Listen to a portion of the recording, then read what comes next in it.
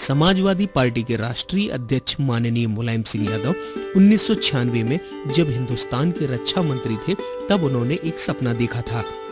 एक ऐसा सपना कि उनके गांव में देश दुनिया का ऐसा अस्पताल बने जिसकी कोई दूसरी मिसाल न हो। वह अपने गांव सैफई में एक अत्याधुनिक अस्पताल और मेडिकल कॉलेज बनाना चाह रहे थे, जिसमें इलाके के लोगों को सस्ते में बेहतर इलाज मिल सके। गांव की मिट्टी में पले बड़े नेताजी का मानना है कि जब देश के लोग शिक्षित और स्वस्थ होंगे तभी देश मजबूत और ताकतवर बनेगा। और देश जब तक शिक्षित और स्वस्थ नहीं होगा तब तो मजबूत हो ही नहीं सकता। अब स्वास्थ्य का इंतजाम किया हमने गांव में, ग्रामीण अंचल में। अभी तक हिंदुस्तान के अंदर ये पहला मेडिकल कॉलेज है। जितनी सुविधाएं यहाँ हैं, मुफ्त इलाज है, मुफ्त इलाज यहाँ पर है। लाखों रुपए का मरीज को यहाँ पर दवा दी जाती है और मुफ्त में दी जाती है। आप जाए पर लगाइए पता।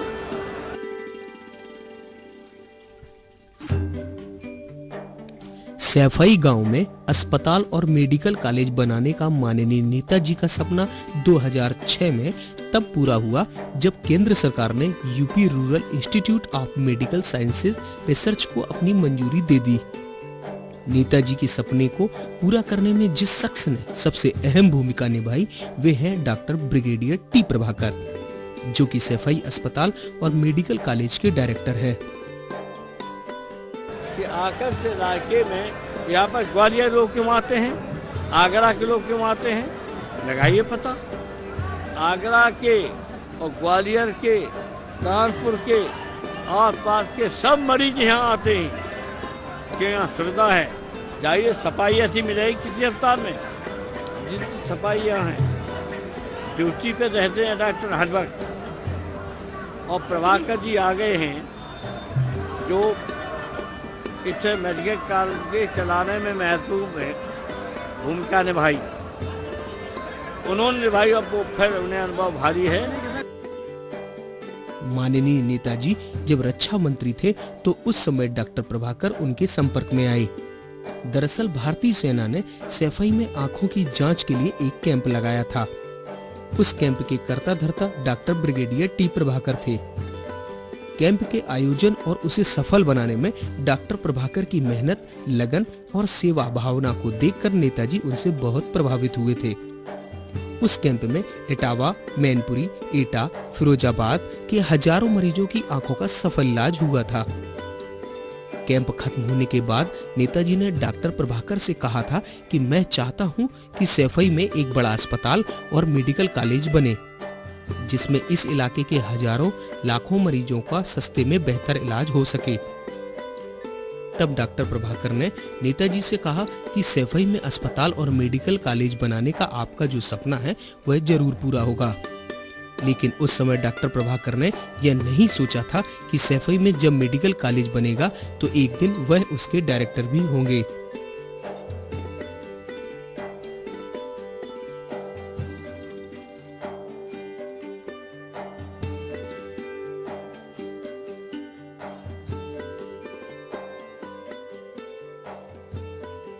नेताजी का एक्चुअली मैं जब डिफेंस मिनिस्टर थे नेताजी, तब हम आर्मी हॉस्पिटल में थे और नेताजी चाह रहे थे उस समय कि सैफई गांव का उस समय आई कैंप शुरू किया गया था। आंख का ऑपरेशंस करवाना चाह रहे थे। तो आर्मी का टीम इधर सैफई गांव में आके ऑपरेशंस करवाए थे और काफ़ी उनको अच्छा लगा, क्योंकि उस समय कोई इधर इलाज का कोई नहीं था। इधर का मरीज जितना भी थे वो यदि कानपुर जाते थे, लखनऊ और दिल्ली, बीच में कोई अस्पताल इन लोगों के लिए नहीं है। काफ़ी लोग मरते थे, ट्रॉमा एक्सीडेंट हो गया, बीमार पड़ गए, गरीब लोग, इन लोगों के कैसा करें। तो इनका मन में ये आया छोटा सा हॉस्पिटल बनाए, 300 बेडेड हॉस्पिटल बनाए। ये बाद में लोगों ने सोचा एक्चुअली SGPGA का एक अंग ये बने, तो SGPGA का डॉक्टर आके इधर ऑपरेशन वगैरह करके चले जाएंगे, मगर इधर अस्पताल चलता रहेगा। फिर नेताजी के मन में क्यों ऐसा SGPGA के साथ, और वो भी विलिंग नहीं थे तो उन्होंने सोचा हम ही मेडिकल कॉलेज बना देंगे। इधर मेडिकल कॉलेज बनाने से इन लोगों को सभी को ये प्रॉब्लम सॉल्व होगा। किसी गांव में अत्याधुनिक अस्पताल और मेडिकल कॉलेज बनाना बेहद कठिन काम है। कोई सोच भी नहीं सकता है कि सैफई या किसी दूसरे गांव में मेडिकल कॉलेज बन सकता है। माननीय नेताजी के प्रयास से अस्पताल और मेडिकल कॉलेज बनाने के लिए जमीन मिल गई। इमारत बनाने के लिए किस्तों में पैसे मिलने शुरू हो गए।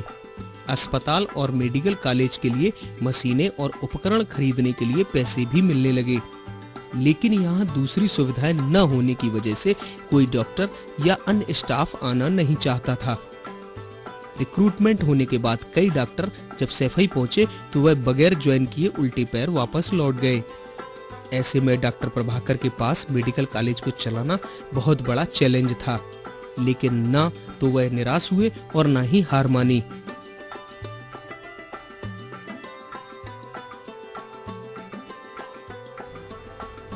और इसका डायरेक्टर करने के लिए सौदाम सिंह साहब को बुलाया गया, प्रिंसिपल था गोरखपुर में से, वो आए थे, मगर आने के कुछ महीने के बाद उसने रिजाइन कर दिया।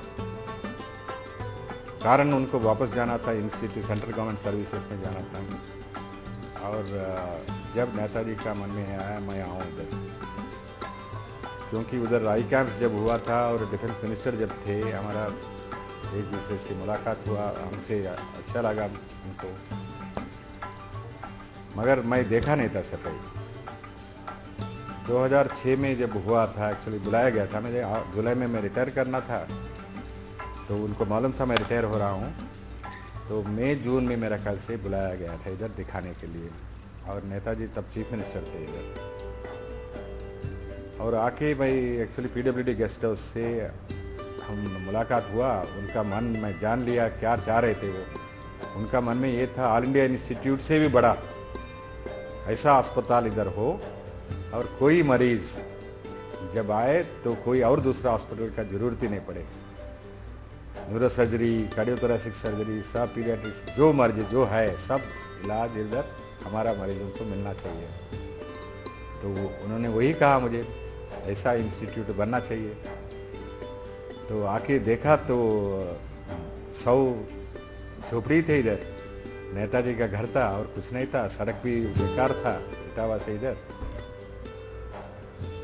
और आके देखने के बाद मन में मुझे भी ऐसा लगा मैं बनवा ना पाऊँगा, नहीं पाऊँगा, एक्चुअली मुझे मुश्किल लग रहा था। और मैं सोचा ज्वाइन नहीं करूँ, क्योंकि अस्पताल उस समय जो बना था, उस समय 11-12 बजे का टाइम था। एक इंजीनियर साहब, डॉक्टर साहब नहीं आए मेरे साथ दिखाने के लिए अस्पताल, आए थे कैजुअलिटी में, इमरजेंसी में ताला लगा हुआ है, सब डिपार्टमेंट ताला लगा हुआ है। मैंने कहा डॉक्टर नहीं है, मरीज़ नहीं है, और नेताजी सोच रहे इतना हज़ारों मरीज़ इधर आएंगे कैसा, आएंगे तो डॉक्टर कहाँ से, मैं कर पाऊँगा नहीं कर पाऊँगा। फिर 3-4 महीने हो गया, एक्चुअली मुझे जुलाई रिटायरमेंट होना था, 2-3 महीने के बाद मुझे टेलीफोन आया, आप कब ज्वाइन कर रहे हो। तब मुझे मन में था मैं ज्वाइन करूं ना करूं, मेरा तो एक्चुअली इच्छा नहीं थी, मगर मेरा मिसेस ने कहा आपने उस समय बोला नहीं है तो आपको जाना चाहिए, अच्छा नहीं लगे तो रिज़ाइन कर दीजिए। तब आके ज्वाइन किया मैंने। 31 जुलाई को उधर से चला दिल्ली से, 1 जुलाई को 1 अगस्त को चला दिल्ली से, 1 शाम को आया, 2 को मैंने ज्वाइन कर लिया।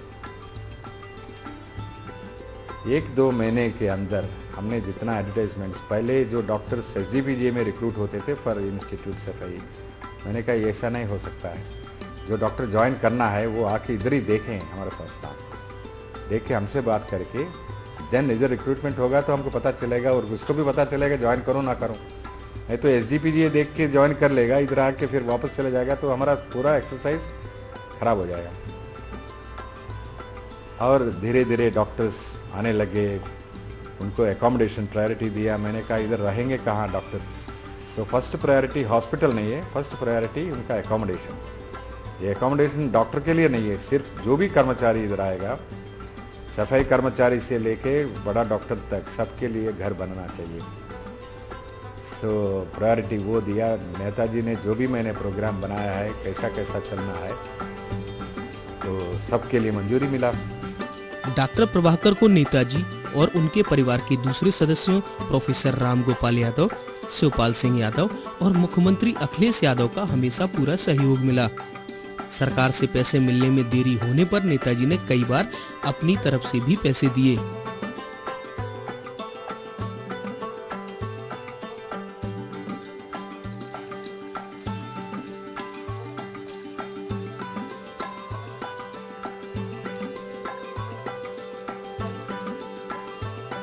बहुत खुश है।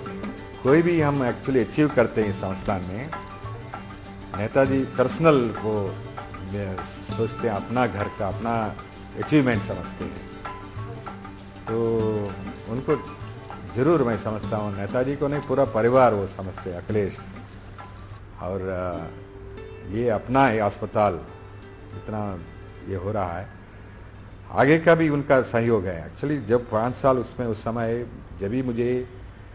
जब उनका गवर्नमेंट नहीं था और कुछ काम ऐसा करना है वो गवर्नमेंट पैसा से मैं नहीं कर पाता। नेताजी खुद मैं जाके, नेताजी मुझे इतना पैसा चाहिए, वो अपना पॉकेट से दिया है। कुछ तुरंत कुछ करना है, खरीदना है, उस गवर्नमेंट में टेंडर वगैरह प्रोसीजर है, एमसीए के लिए चाहिए, मैंने कहा नेताजी कुछ पैसा दे दीजिए। सो वो अपनापन जब तक नहीं है वो कौन करेगा। एक्चुअली सरकार तो सरकारी अस्पताल नहीं समझते, वो अपना अस्पताल समझते वो। इसलिए इसका जब भी मेरा कुछ डिफ़िकल्टी है so I can rely upon him. नेताजी मुझे ये तकलीफ़ है, ये प्रगति में कुछ बाधाएं आ रहा है, सो अपने आप से वो सॉल्व करते हैं। सैफई अस्पताल और मेडिकल कॉलेज के रूप में माननीय नेताजी द्वारा रोपा हुआ पौधा अब बहुत बड़ा वृक्ष बन चुका है। 100 बेड से शुरू हुए अस्पताल में आज 900 बेड हैं। सभी बेड हमेशा 100% भरे रहते हैं। मेडिकल कॉलेज जब शुरू हुआ था तब एमबीबीएस की 100 सीटें थी, जो अब 100 से 150 तक हो गई हैं। जल्द ही सैफई मेडिकल कॉलेज में एमबीबीएस की 200 सीटें होंगी। पीजी कोर्सेज शुरू हो चुके हैं। सैफई मेडिकल कॉलेज हिंदुस्तान का पहला ऐसा मेडिकल कॉलेज है जो गांव में स्थित है। इस संस्थान में पैरामेडिकल कॉलेज के साथ ही नर्सिंग कॉलेज भी है। और धीरे धीरे इसको नेचुरली जब बिल्डिंग्स बनने लग गया, और हमने क्या किया, मेडिकल स्टूडेंट्स भी उसी वक्त, मैं 1 अगस्त को ज्वाइन किया, मेडिकल स्टूडेंट भी 1 अगस्त को ज्वाइन किया। एमबीबीएस स्टूडेंट्स मेरे पास 100 लोग थे, नया नया आए, उनको एक बस में बिठा के गांव में मैं जाता था हर हफ्ते सैटरडे को। उस ग्राम प्रधान को बता देते थे हम आ रहा आपके घर में, गांव में। सो वो भी तैयार थे। पूरा कोई भी इंस्पेक्टर आते थे इसको प्रेज करके जाते थे, हम इंस्पेक्शन करने के लिए नहीं आ रहा है, आपसे सीखने के लिए आ रहा है, कुछ कैसा कॉलेज चलाना है। तो ये था 5 साल के अंदर पूरा 5 एमबीबीएस पूरा हो गया, सबका इंस्पेक्शन शुरू हो गया। पीजी हमने स्टार्ट कर दिया, anatomy, physiology, biochemistry, preventive medicine, इसमें पीजी स्टार्ट हो गया। और हमने डीएनबी प्रोग्राम स्टार्ट किया। क्लिनिकल डिपार्टमेंट में हम 5 साल तक नहीं चला सकते, क्योंकि फाइनल इंस्पेक्शन के बाद ही हम पीजी के लिए मांग सकते हैं, मगर ये 3 subject pre clinical, para clinical हम मांग सकते थे, तो उसमें मिल गया। फिर क्लिनिकल साइड में मैं कैसा स्टार्ट करूं, सो नेशनल बोर्ड वाले से चेयरमैन से मिलके इंस्पेक्शन करा के पीडियाट्रिक्स और एनेस्थीसिया 2 सब्जेक्ट में डीएनबी भी स्टार्ट हो गया। फिर 5 साल मेरा टाइम हो गया, पीजी का स्टार्ट होने वाला था, तो मैंने एक्सटेंशन के लिए मांगा, 1 साल मुझे एक्सटेंशन दिया जाए ताकि मैं उसको भी कर लूँ, मगर एक्सटेंशन मिला नहीं है, क्योंकि टेन्योर पोस्ट था, 5 साल का ही था डायरेक्टर का पोस्ट, तो कुछ रूल्स परमिट नहीं कर रहा है करके गवर्नमेंट ने हमको दिया नहीं है। फिर भी उसके बाद डायरेक्टर्स आए, इसको पीजी भी स्टार्ट हो गया है। कॉलेज इस वक्त ऐसा है, 900 बेड का हॉस्पिटल है, पूरा मेडिकल स्टूडेंट्स हमारा एमबीबीएस का 100 सीट से 150 सीट हो गया है, और जल्दी ये 150 से 200 भी होने वाला है। और पीजी हमारे पास अभी 11 सब्जेक्ट में पीजी चल रहा है।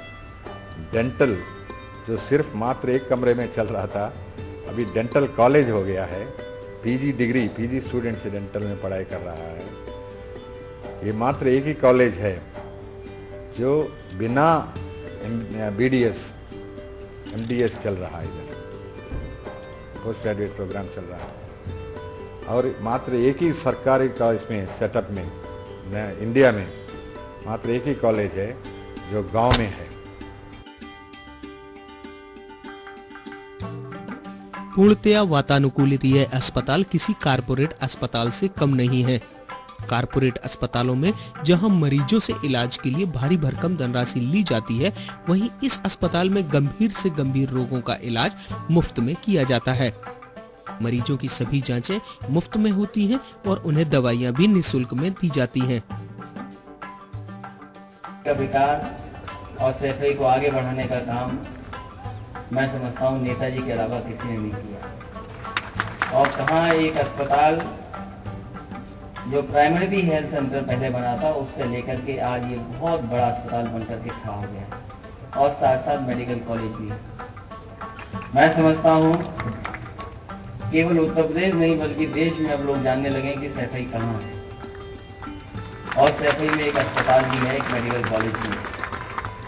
और उसी कड़ी में जो शुरुआत हुई थी उसको आज आगे बढ़ाने का काम हो रहा है। जहाँ पिछले कुछ सालों में जो बुराइयां आई थी, चाहे वो स्टूडेंट्स भी हैं, कि जहाँ उत्तर प्रदेश में बुराई आई थी, थोड़ी बहुत बुराई हमारे अस्पताल में भी आ गई थी। मैं समझता हूँ सरकार आने के बाद वो बुराई दूर होगी, और दूर होने का शुरुआत हो गई है। कुछ लोग अपने आप चले गए, और अगर जरूरत पड़ी, मैं जानता हूँ, नाम जानता हूँ, बहुत सारे साथियों को भी जानते ऐसे हैं जो अस्पताल का माहौल भी खराब कर रहे हैं। अगर कार्रवाई भी करनी पड़ी तो पीछे नहीं हटेंगे, उन पर कार्रवाई कर करके बाहर करेंगे। इसलिए अस्पताल को जो नेताजी ने सोचा है कि अस्पताल अपने आप में एक उदाहरण हो, यहाँ पर जो लोग आए, मरीज आए, वो इस विश्वास और भरोसे के साथ आए कि यहाँ जब डॉक्टर से मिलेंगे, अस्पताल मिलेंगे, तो हमारा पूरा ध्यान दिया जाएगा, पूरी सेवा होगी, पूरी मदद होगी। इसीलिए नेताजी ने इतना बड़ा और शानदार अस्पताल बनाया। यहाँ पर विशेषज्ञ द्वारा heart surgery, neuro surgery, paediatric surgery की जाती है। मेडिकल कॉलेज में बर्न सेंटर भी स्थापित है, जहाँ जले और झुलसे लोगों का इलाज सफलतापूर्वक किया जा रहा है। इसके साथ ही मेडिकल कॉलेज में ट्रॉमा सेंटर भी जल्दी ही काम करना शुरू कर देगा। सैफई मेडिकल कॉलेज में वैसे तो गंभीर से गंभीर बीमारियों का उपचार हो रहा है, लेकिन न्यूरोलॉजी विभाग ने अपना एक मुकाम बनाया है। न्यूरो रिहेबिलिटेशन यूनिट में विश्व स्तरीय रोबोटिक मशीनें उपलब्ध हैं, जो पक्षाघात के मरीजों को बेहद लाभ पहुंचा रही हैं। महिलाओं और बच्चों के उपचार के लिए 300 बेड की स्वीकृति हो चुकी है, और अब सुपर स्पेशलिटी 500 बेड की भी स्वीकृति प्रदान की जा चुकी है। इसी क्रम में स्पोर्ट्स मेडिसिन डिपार्टमेंट भी खोला जाएगा। सैफई मेडिकल कॉलेज में उत्तर प्रदेश के विभिन्न जिलों के साथ ही मध्य प्रदेश, राजस्थान, हरियाणा और उत्तराखंड से हजारों मरीज इलाज के लिए आते हैं। यह गर्व की बात है कि यहाँ इलाज के लिए विदेशों से भी मरीज आ रहे हैं। शुरुआत में ओपीडी में पेशेंट की संख्या इतनी नहीं थी, 200 से 300 मरीज प्रतिदिन आते थे, जो कि धीरे धीरे बढ़ते बढ़ते ये 9 सालों में इस समय 2000 से 3000 मरीज डेली आ रहे हैं। यहाँ पर इस मेडिकल कॉलेज में सामान्यतः जो सब बीमारियाँ हैं उनका इलाज हो रहा है, और बाकी जो गंभीर बीमारियाँ हैं उनके भी इलाज संभव है। गंभीर बीमारियों में हर प्रकार की सर्जरी हो रही है। यहाँ पर हर डिपार्टमेंट है, मेडिसिन, सर्जरी, ऑप्स, गायनी और सारी जांच की सुविधाएं उपलब्ध हैं। सुपर स्पेशलिटी के भी 3 डिपार्टमेंट चल रहे हैं, न्यूरोलॉजी, न्यूरो सर्जरी और कार्डियोलॉजी भी शुरू हुआ है। न्यूरोलॉजी विभाग में पक्षाघात, nerve disease, muscle disease, epilepsy जो कि मिर्गी के दौरे होते हैं, और मूवमेंट डिसऑर्डर, पार्किंसंस डिजीज़ जैसी गंभीर बीमारियों का सफलतम इलाज हो रहा है।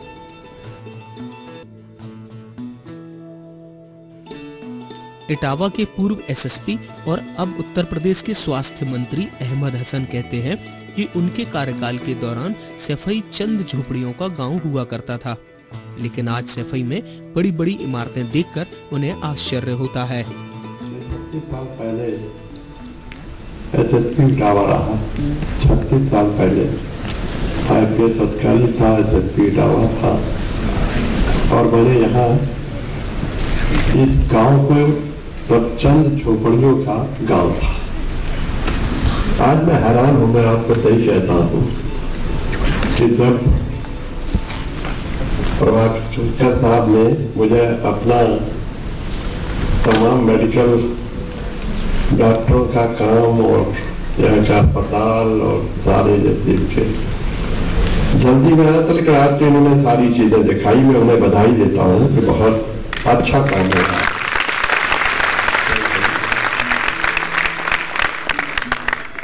और 3-4 हजार मरीज डेली देखे जा रहे हैं। ग्वालियर से लेके बहुत दूर तक फ्री इलाज मिल रहा है। ये कोई मामूली बात नहीं है। और जिस तरह के सफाई है, जिस तरह की केयर और जिस तरह से गरीब लोगों को इलाज मिलता है वो बेमिसाल है। जिस तरह से उनकी केयर की जाती है, कहीं नहीं केयर करते सही।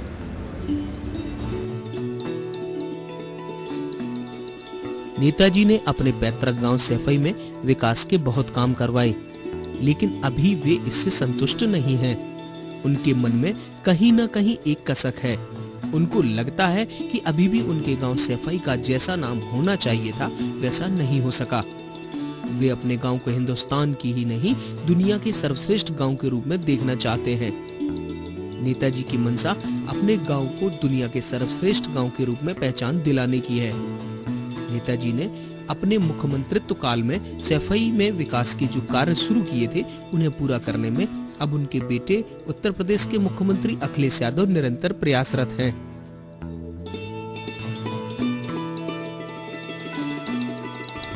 उन तमाम चीजों को आप दूर कर देंगे जिससे कि सैफई और सैफई का मेडिकल कॉलेज, सैफई का हॉस्पिटल एक शानदार और बेहतर अस्पताल बन करके आगे बढ़े। और आसपास की जनता, केवल सैफई की जनता को इसका लाभ नहीं है, पूरे उत्तर प्रदेश से लोग आ रहे हैं। अभी मुझे बलिया के एक मिनिस्टर मिले, बोले कि अब इलाज कराने के लिए हम भी अपने मरीज सैफई भेज दे रहे हैं। बलिया से लोग आ रहे हैं। और कई बार बड़ी बड़ी संस्था में जब मरीज पूरा लुट जाता है उसके बाद सैफई लौट के आता है। ये भी उदाहरण है। इधर सैफई को, अस्पताल को और सैफई मेडिकल को जो जरूरत होगी वो पूरा का पूरा इंतजाम करने का काम सरकार करेगी। किसानों के मसीहा कहे जाने वाले लोकप्रिय जननायक धरतीपुत्र नेताजी का सपना है कि सैफई मेडिकल कॉलेज को अब मेडिकल यूनिवर्सिटी स्थापित किया जाए।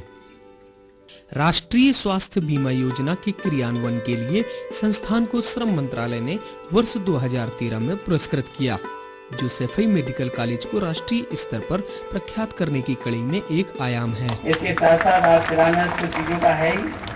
मुझे भरोसा है जो अधिकारी हैं, अब समय भी बदल गया है और टाइम भी बदल गया है, और उन्होंने अपना आर्किटेक्ट भी शायद बदल दिया होगा कि अब बिल्डिंग क्या इस्तेमाल होना, क्या मटेरियल लगना, वो सब अच्छा करें, क्योंकि आज समय बदल गया है। और अब मुझे भरोसा है क्योंकि निर्माण निगम उन चीजों का इस्तेमाल करके, राय लेकर के, सुझाव लेकर के अच्छी बिल्डिंग बनाएगा।